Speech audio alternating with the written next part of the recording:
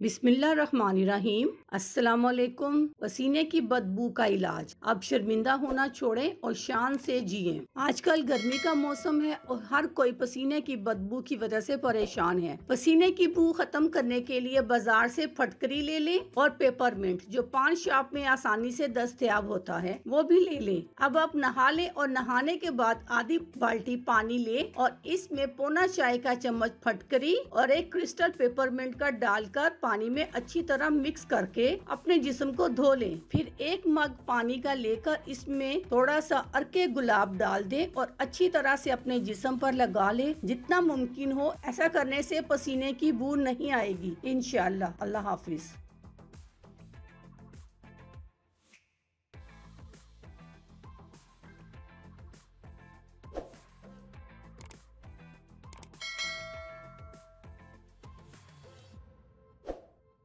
अगर आपको हमारी वीडियो अच्छी लग रही है तो हमारे वीडियोस को लाइक करें और अपने सब दोस्तों से शेयर करें और साथ हमारे चैनल ऑनलाइन रेमेडीज को सब्सक्राइब करना ना भूलिएगा।